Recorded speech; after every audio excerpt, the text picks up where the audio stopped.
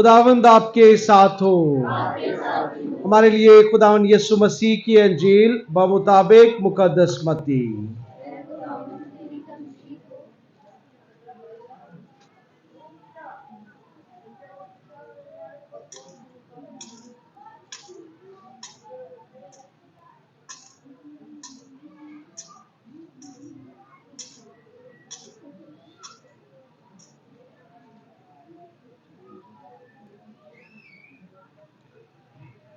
मुकद्दस मत्ती की अंजील उसके 25वें बाब में से सुनेंगे।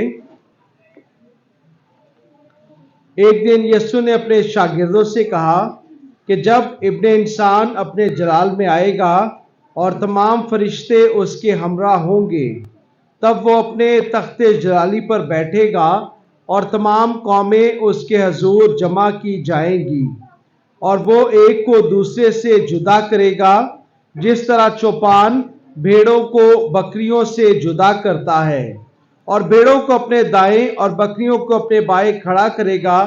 तब बादशाह उनसे जो दाएं होंगे कहेगा, आओ मेरे बाप के मुबारक लोगों, जो बादशाही बनाए आलम से तुम्हारे लिए तैयार की गई है, उसे मेरास में लो। क्योंकि जब मैं भूखा था तो तुमने मुझे खाने को दिया, मैं प्यासा था तो तुमने मुझे पीने को दिया, मैं परदेसी था और तुमने मेरी खातिरदारी की, नंगा था और तुमने मुझे पहनाया, बीमार था और तुमने मेरी इयादत की, कैद में था और तुम मेरे पास आए। तब रास्तबाज उसके जवाब में कहेंगे, ऐ खुदावंद, कब हमने तुझे भूखा देखा और खाने को दिया, और प्यासा देखा और पीने को दिया, और कब हमने तुझे परदेसी देखा और खातिरदारी की, या नंगा देखा और पहनाया, या कब हम तुझे बीमार या कैद में देखकर तेरे पास आए। बादशाह जवाब में उनसे कहेगा, मैं तुमसे सच कहता हूं, चूंकि तुमने मेरे इन सबसे छोटे भाइयों में से किसी एक के साथ ऐसा किया तो मेरे साथ किया। तब वो उनसे भी जो उसके बाएं होंगे कहेगा, ऐ मलाउनो, मेरे सामने से उस दायमी आग में चले जाओ जो शैतान और उसके फरिश्तों के लिए तैयार की गई है।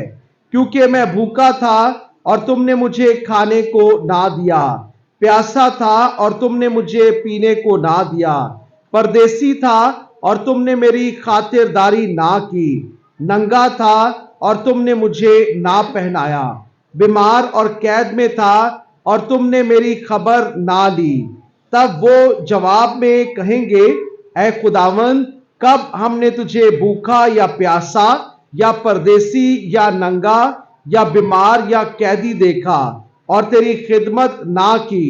तब वो उनके जवाब में कहेगा, मैं तुमसे सच कहता हूं कि चूंकि तुमने इन छोटों में से किसी एक के साथ ऐसा ना किया तो मेरे साथ भी ना किया। और ये हमेशा के अजाब में जाएंगे, मगर रास्तबाज हमेशा की जिंदगी में।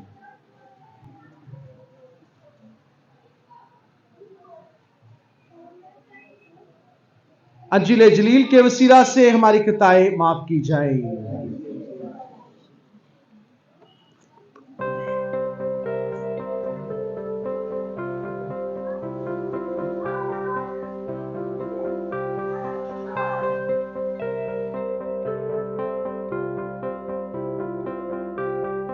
मसीह खुदा मेरे अजीज मोमिनीन, आज हम अपने लतुरियाई साल के 34वें इतवार की इबादत के लिए इकट्ठे हुए हैं। याद रखें कि हर इतवार जब भी हम इबादत के लिए आते हैं तो हम जिक्र करते हैं, या तारुफ में बताया जाता है, या जब कलाम शुरू किया जाता है तो बताया जाता है कि हम कौन से इतवार या कौन से हफ्ते की इबादत के लिए इकट्ठे हुए हैं। हमारी आम रवायत के मुताबिक हमारे दो कैलेंडर्स हैं। एक वो कैलेंडर जो कि मामूल के मुताबिक जिसका आगाज जनवरी से शुरू होके दिसंबर तक होता है, जो कि तारीख हम याद करते, या उस तारीख या मामूल के मुताबिक हम कोई भी अपने काम तय करते हैं या कोई भी फैसला करते, या रोज बरोज जब भी कोई पूछता है तो हम वो तारीख बताते हैं جو کہ ہمارا عام کیلنڈر ہے.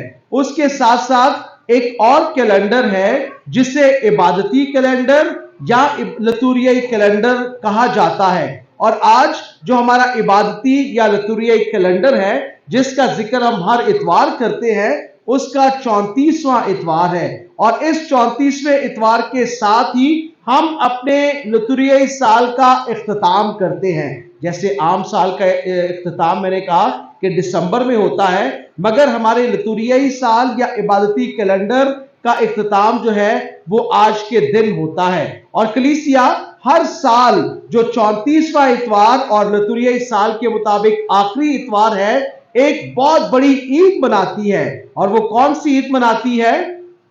آج کے دن یسوع بادشاہ کی عید. اور کیلنڈر کے مطابق یا روایتی طور پر جو کیلنڈر میں لکھا ہے اس کے مطابق خداوند یسوع مسیح کے کل کائنات ہونے کے بادشاہ کی عید مناتی ہے. اور آج پوری دنیا میں عالمگیر کلیسیا خداوند یسوع مسیح کی وحدانیت کو، اس کی ابدیت کو اور اس کی بادشاہت کو یاد کرتی ہے. اب یہ سوال پیدا ہوتا ہے کہ ہاں پاک کلام میں متعدد بار پرانے عہد نامے میں اور اسی طرح نئے عہد نامے اور اناجیل سے لے کے مکاشفہ کی کتاب تک بار بار خداوند یسوع مسیح کا ذکر کیا گیا ہے کہ جہاں پہ کہ اسے بادشاہ قرار دیا گیا ہے. بہت سی گواہیاں، بہت سے شواہد ملتے ہیں کہ جہاں پہ اسے کہا گیا کہ وہ بادشاہ ہے. مگر کیا ضرورت پڑی کہ آج کے دن ہم اس عید کو مناتے ہیں، یا علیحدہ سے ہمیں ضرورت پڑی کہ اس عید کو منایا جائے؟ یاد رکھیں کہ جب اس عید کی تاریخ کو دیکھتے ہیں تو ہمیں پتہ چلتا ہے کہ یہ عید بہت سالوں پرانی نہیں ہے، بہت پرانی یا ہزاروں سال پرانی نہیں ہے، بلکہ اس عید کا انعقاد 1925 میں کیا گیا تھا. اور اس وقت کے موجودہ پاپا اعظم پائس 11ویں نے اس عید کا انعقاد کیا ہے. اب اس عید کو کیوں شروع کیا گیا؟ اس عید کو جو کہ خداوند یسوع مسیح کل کائنات کا بادشاہ ہے، یا جسے یسوع بادشاہ بھی کہتے ہیں عام فہم کے مطابق، تو اس کا انعقاد کیوں کیا گیا؟ دراصل تاریخ میں دیکھا جائے تو جو تاریخ جانتے ہیں، جو دلچسپی رکھتے ہیں، یا جو تاریخ کے طلبہ طالبات ہیں، جب وہ پڑھتے اور دیکھتے ہیں کہ 1914 میں جب جنگ عظیم کا وقت تھا تو ایک ایسا دور تھا کہ جب اس وقت کے حکمران، اس وقت کے سربراہان یا اس وقت کے جو بادشاہ ہیں انہوں نے قتل و غارت کے زور پہ دوسرے ممالک پر نہ صرف حملہ کیا بلکہ ان پر مسلط ہونا بھی شروع ہو گئے. ایک ایسا وقت تھا کہ جب بادشاہ بھی مسیح تھے، حکمران جتنے بھی ہیں وہ سارے مسیح تھے، مگر وہ مسیح خداوند کی تعلیمات کو پیچھے رکھ کے صرف انسانی سوچ اور انسانی اعصاب کے مطابق کام کرنا چاہتے ہیں. اور پاپا اعظم نے دیکھا کہ یہ کیسا دور شروع ہو گیا ہے. ہر ایک ملک دوسرے سے برتری حاصل کرنا چاہتا ہے، اور یہ برتری اپنی کامیابی کی وجہ سے یا محنت کی وجہ سے نہیں ہے، بلکہ یہ برتری دوسروں پر مسلط ہو گئے یا قتل و غارت کے زور پہ یہ برتری حاصل کی جاتی ہے. اس وجہ سے پاپا اعظم نے ان تمام تر جو ظالم حکمران ہے یا جو بادشاہ ہیں ان تک یہ پیغام پہنچانا چاہا ہے کہ گو کہ آپ کے پاس سلطنت ہے، گو کہ آپ کے پاس شان و شوکت ہے، گو کہ آپ کے پاس پیسہ اور دولت ہے، گو کہ آپ کے پاس بہت زیادہ طاقت یا فوجی قوت ہے، مگر اس کے باوجود بھی جو ہمارا اصل بادشاہ ہے، جو ہماری زندگیوں پر سلطنت یا ہمارے دلوں پر حکومت کرتا ہے، وہ کوئی اور نہیں، وہ بلکہ خود خداوند یسوع مسیح ہے. اس لیے پاپا اعظم نے اس بات کو ان بادشاہوں اور حکمرانوں تک پہنچانا چاہا ہے. بعد میں بھی آگے چل کے دیکھتے ہیں کہ اسی جنگ عظیم کے دوران یا ورلڈ وار کے درمیان بہت سے ایسے حکمران بھی آتے ہیں جنہیں کہ آج تک بھی لوگ جو ہے ظالم حکمران کہتے ہیں. اگر اٹلی میں دیکھا جائے تو موسولینی کا نام ہے، آج بھی لوگ اسے اچھے الفاظ سے یاد نہیں کرتے. جرمنی میں دیکھا جائے، میں جب بھی جرمنی میں جاتا ہوں، نوجوان جرمن سے جب بات ہوتی ہے جو وہاں کے رہائشی لوگ ہیں اور بزرگوں کے ساتھ بھی جب میں نے بات کی ہے تو میں انہیں کہتا ہوں کہ آپ کے پاس ایک بہت بڑی طاقت تھی جسے کہ ہٹلر کے نام سے جانتے ہیں. آپ کو پتا ہے کہ محاورتاً ہم بھی اکثر یوز کرتے، استعمال کرتے ہیں جب کوئی زیادہ جوش میں آتا ہے تو کہتے ہیں کہ جی آپ کو ہٹلر نہ بنو, ٹھیک ہے, ہٹلر جو کہ طاقت کی ایک علامت ہے.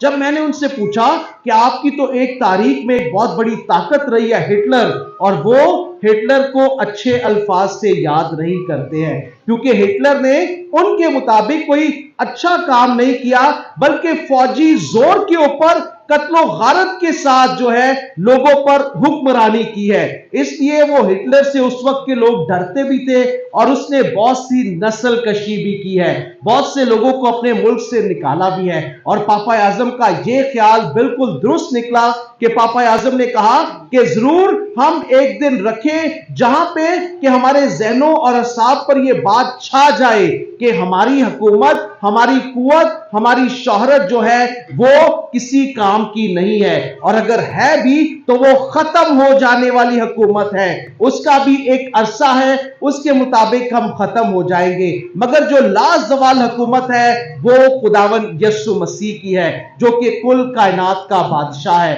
عزیز مومنین, اسی لیے جب ہم شاید آج ہمارے ملک میں بادشاہ کا نظام تو نہیں ہے, یا بہت سے ممالک ہیں ان کا بادشاہت کا نظام نہیں, شاید یہ تاریخ میں یا کتابوں کی نظر ہو کے رہ گیا ہے. اس کے ساتھ ساتھ ایسے بھی ممالک ہیں جو کہ ہمارے مڈل ایسٹ کے ممالک ہیں, یا یورپ میں بھی ایسے ممالک ہیں جہاں پہ کہ بادشاہی خاندان موجود ضرور ہے, مگر کہیں نہ کہیں جمہوریت ہے, اور اگر کہیں جمہوریت نہیں ہے تو کیبنٹ یا کوئی ایسا نظام ضرور ہے جہاں پہ کہ لوگوں کی رائے بھی لی جاتی ہے. مگر پرانے دور میں دیکھا جائے ہمارے اس خطے میں بھی یہ المیہ رہا ہے جہاں پہ کہ بر صغیر پاک و ہند کے نام سے جانتے ہیں, یہاں پر بھی بادشاہوں کا دور رہا ہے. آج کل ایک ڈرامہ جو کہ چلتا آ رہا ہے,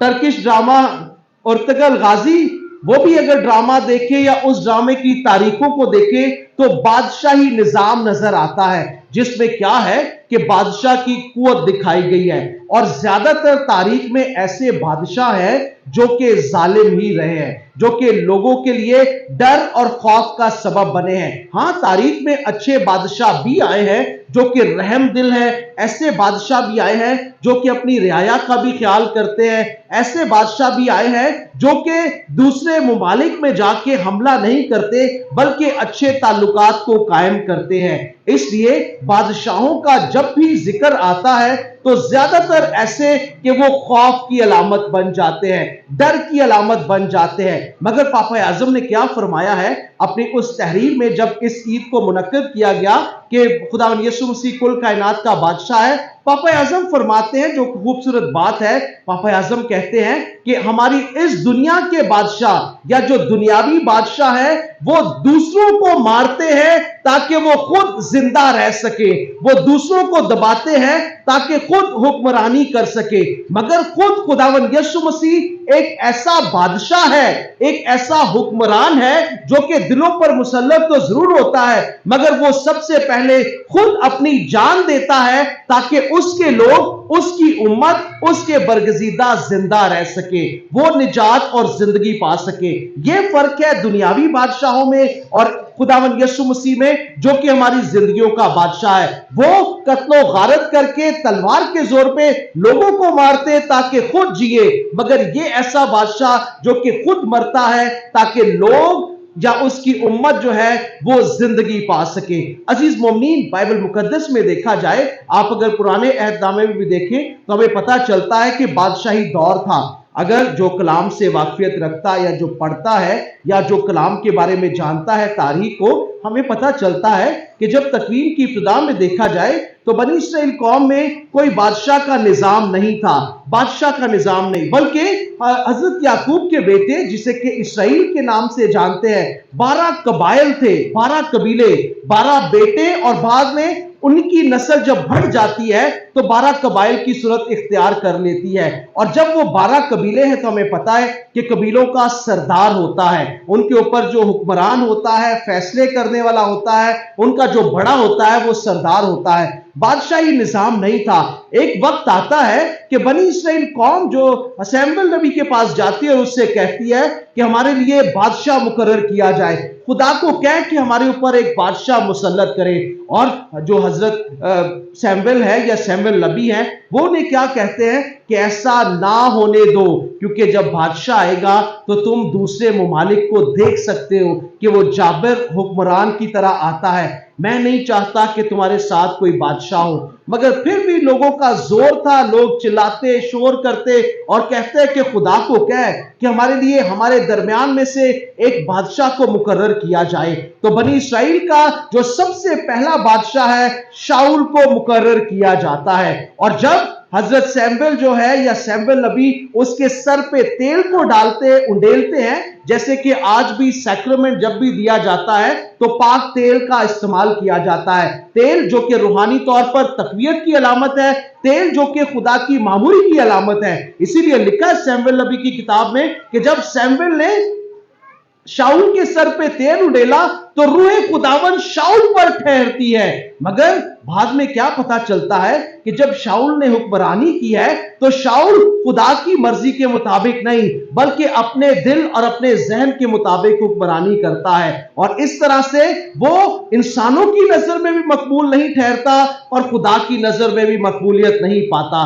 اس لیے لکھا ہے کہ ایک وقت میں روح خداوند سیمویل کے ساتھ ہے اور دوسرا وقت آتا ہے کہ روح خداوند سیمویل سے جدا ہو جاتی ہے. اور اس کا کیا مطلب کہ جس طرح سیمویل سے شاؤل سے توقعات رکھی گئی تھی, بادشاہ شاؤل سے توقعات رکھی گئی تھی, وہ ان توقعات کے اوپر پورا نہیں اترتا ہے. اور پھر دوسرا بادشاہ بنی اسرائیل کی قوم میں داؤد ہے. اور جب حضرت داؤد کو یا داؤد بادشاہ یا داؤد نبی کو دیکھتے ہیں تو ہمیں کیا پتا چلتا ہے کہ ایک ایسا نہ صرف طاقتور, نہ صرف جنگجو, بلکہ خدا کی نظر میں مقبول بادشاہ ٹھہرتا ہے. اس کی مثال رقم کی جاتی ہے.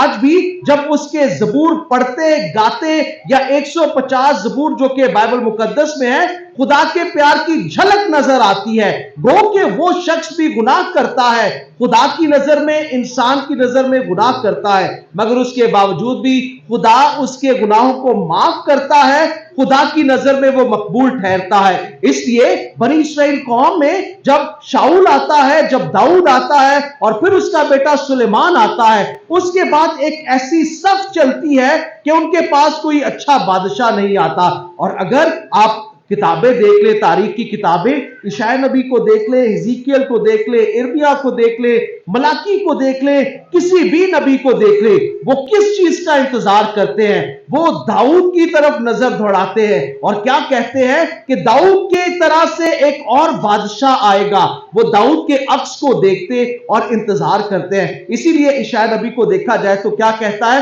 کہ داؤد کی نسل سے ایک قومپل پیدا ہوگی, ہمارے لیے ایک بادشاہ پیدا ہوگا جو کہ عدل اور انصاف ہمیں مہیا کرے گا. بار بار اس بات کا ذکر کیا جاتا ہے اور لوگ ایک طویل عرصے تک ایک بادشاہ کا انتظار کرتے ہیں. اور جب خداوند یسوع مسیح پیدا ہوتا ہے تو آئندہ کرسمس پہ بھی سنیں گے کہ وہ تلاوت کہ جس میں مجوسی آ کر پوچھتے ہیں, وہ تجسس میں ہیں, وہ لوگوں سے سوال کرتے ہیں کہ جو بادشاہ پیدا ہوا ہے, انہیں پتا ہے کہ یہ جو ستارہ دیکھا ہے یا جو یہ نشانات ہے اس کا کیا مطلب کہ وہ پیشن گوئیاں پوری ہوئی ہیں. وہ بھی آ کے خداوند یسوع مسیح کو نہ صرف لڑکا نہ صرف بیٹا بلکہ کہتے ہیں کہ جو بادشاہ پیدا ہوا ہے وہ کہاں ہے, کیونکہ مشرق میں ہم نے اس کا ستارہ دیکھا ہے. عزیز مومنین, پرانے عہد نامے میں دیکھیں تو انبیاء کرام بھی خداوند یسوع مسیح کو ایک بادشاہ سے تشبیہ دیتے ہیں.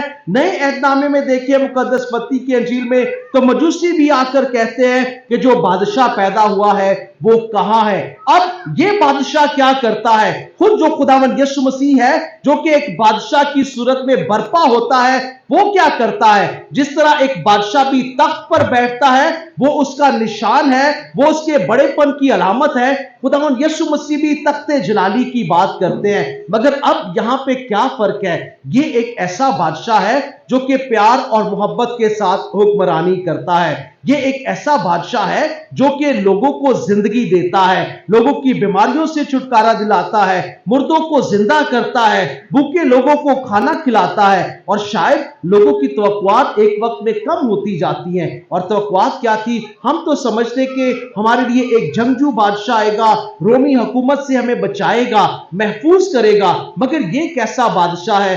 یہ تو بہت ہی سادہ سا شخص ہے, یہ تو پیار اور محبت کی بات کرتا ہے, یہ تو جنگ اور جدل کی بات ہی نہیں کرتا. عزیز مومنین, یہ خصوصیت خداوند یسوع مسیح کی ہے کہ وہ بادشاہ ضرور ہے, وہ بادشاہ قرار بھی دیا گیا ہے, مگر وہ ان بادشاہوں کی طرح رویہ نہیں رکھتا جو کہ دنیاوی بادشاہ ہے. اسی لیے جب پینتوس پلاطس کے سامنے خداوند یسوع مسیح کو پیش کیا جاتا ہے اس کی صلیبی موت سے پہلے, تو پینتوس پلاطس بھی اسے سوال کرتا ہے, کیا تو بادشاہ ہے؟ وہ کہتا ہے, کیا تو یہ آپ کہتا ہے یا اوروں نے میرے حق میں تجھ سے یہ بات کی ہے؟ اور پھر خداوند یسوع مسیح کو کیا کہتا ہے کہ تیری ہی قوم اور تیرے بڑوں یا بزرگوں نے تجھے میرے حوالے کیا ہے, میں یہ ہرگز نہیں جانتا. اور پھر جب دوبارہ سوال کرتا ہے تو خداوند یسوع مسیح کہتا ہے کہ تو آپ ہی کہتا ہے کہ میں بادشاہ ہوں. آج بھی جب صلیب پر دیکھا جائے یا صلیب پر اوپر جو حصہ ہے, جو تختی بھی لگائی گئی ہے INRI, جس کا مطلب ہے یسوع ناصری یہودیوں کا بادشاہ, وہ ایک بادشاہ ہے جو کہ لوگوں کو پیار اور محبت کا درس دیتا ہے. بار بار آپ اناجیل میں خداوند یسوع مسیح کے کلام کو سنتے ہوئے اس بات کا ذکر سنیں گے کہ وہ کہتا ہے کہ خدا کی بادشاہی قائم ہوگی. یا جب ہم اے ہمارے باپ کی دعا بھی پڑھتے ہیں تو اس میں بھی کہتے ہیں خداوند تیری بادشاہی آئے. جب اس بادشاہی کا ذکر کرتے ہیں تو اس بادشاہی میں کیا ہوگا, کیسا نظام یا انتظام ہوگا, وہ خداوند یسوع مسیح نے آج کی انجیل مقدس میں بتا دیا ہے. اور وہ کیا ہے؟ خداوند یسوع مسیح کہتا ہے کہ جب ابن انسان اپنے تخت جلالی پر بیٹھے گا تو وہ قوموں کو جدا کرے گا, علیحدہ کرے گا. بالکل اسی طرح سے جس طرح کے چوپان جو ہے یا چرواہا جو ہے وہ بھیڑوں کو بکریوں سے علیحدہ کرتا ہے, اور وہ انہیں اپنے دائیں ہاتھ بٹھائے گا اور بائیں ہاتھ بٹھائے گا, اور جنہیں بائیں بٹھائے گا انہیں کیا کہے گا؟ انہیں کہے گا کہ آؤ میرے باپ کے برگزیدہ لوگوں, آؤ میرے باپ کے مبارک لوگوں, اس بادشاہی کو میراث میں لو جو کہ بنائے عالم سے تمہارے لیے تیار کی گئی ہے. اور اب لوگ پوچھیں گے یا لوگ سوال کریں گے کہ ہم نے ایسا کون سا کام کیا ہے کہ اس بادشاہی کے لیے ایک بادشاہ جو کہ تخت جلالی پر بیٹھا ہوا ہے اس کے لیے ہمیں دعوت دیتا ہے. اور خداوند یسوع مسیح نے کوئی بڑی بڑی باتیں نہیں کی ہیں, کوئی بڑی بڑی باتیں نہیں کی ہے کہ کس نے کوئی بہت زیادہ بڑے بڑے کام کیے ہیں تو وہ اس بادشاہت میں داخل ہو جس کا بادشاہ خود خداوند یسوع مسیح ہے. چھوٹی چھوٹی باتیں, چھوٹے چھوٹے کام, چھوٹے چھوٹے اعمال خداوند یسوع مسیح نے بتائے ہیں. اور کون کون سے چھوٹے چھوٹے اعمال ہیں؟ کہ جب میں بھوکا تھا تو تم نے مجھے کھانے کو دیا, جب میں پیاسا تھا تو تم نے مجھے پینے کو دیا, جب میں ننگا تھا تو تم نے مجھے پہنایا, جب میں بیمار تھا تو تم میری خاطرداری کرنے کے لیے آئے, جب میں مسافر تھا تو تم نے میرا خیال رکھا, یا قید میں تھا تو تم میری خبر لینے کے لیے آئے. اور لوگ کہیں گے کہ اے خداوند, اے بادشاہ, کب ہم نے تیرے ساتھ یہ سب کچھ ہوتا ہوا دیکھا اور کب ہم نے تجھے یہ سب کچھ دیا؟ اور خداوند کہے گا یا بادشاہ کہے گا کہ اگر تم نے ان چھوٹوں میں سے کسی ایک کے ساتھ ایسا کیا تو میرے ساتھ کیا. عزیز مومنین, خداوند یسوع مسیح جب اس آسمانی بادشاہ کی بات کرتے ہیں جس کے وہ خود بادشاہ, جس کے وہ خود حکمران ہے, تو وہ ہمیں اس زمین پر رہتے ہوئے تیار کرتے ہیں کہ ہم اپنے چھوٹے چھوٹے کاموں کے ذریعے, چھوٹے چھوٹے اعمال کے ذریعے اپنے آپ کو آنے والی زندگی کے لیے تیار کر سکیں. اور وہ اوپر جا کے یا آسمان پر یا اس دنیا سے رحلت کرنے کے بعد نہیں, بلکہ اس زمین پر ہمارے چھوٹے چھوٹے کاموں کے وسیلہ سے ہم آسمان پر اپنی جگہ بناتے ہیں. اور ان سے جو اس کے دائیں ہوں گے ان سے کہے گا کہ تم جہنم کی آگ میں ڈالے جاؤ گے. اور کیوں ڈالے جاؤ گے؟ کیونکہ جب میں تم نے یہ تمام تر چیزیں دیکھی, تم نے مجھے بھوکا دیکھا اور نہ کا ذکر ہے, ہر بات میں نہ کا ذکر ہے. تم نے بھوکا دیکھا, کھانے کو نہ دیا. प्यासा देखा पीने को ना दिया, नंगा देखा पहनने को ना दिया, जब मैं बीमार था तो उस वक्त मेरी खातिरदारी करने के लिए ना आए। और लोग कहेंगे कि या खुदावंद कब हमने तेरे साथ होते देखा, जब तुमने छोटों में से किसी के साथ ना किया तो ये समझो कि मेरे साथ भी ना किया।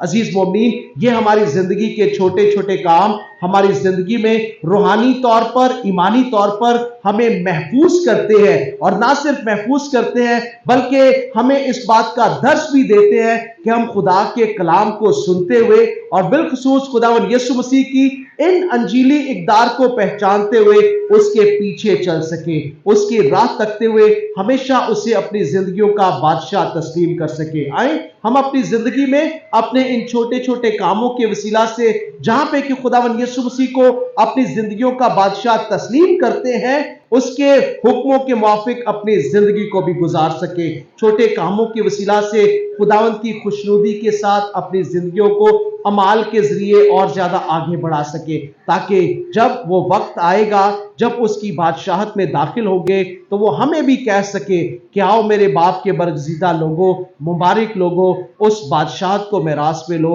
जो तुम्हारे लिए तैयार की गई है। खुदावंद हमें ऐसा करने की तौफीक अता फरमाए, मसीह खुदावंद के वसीला से।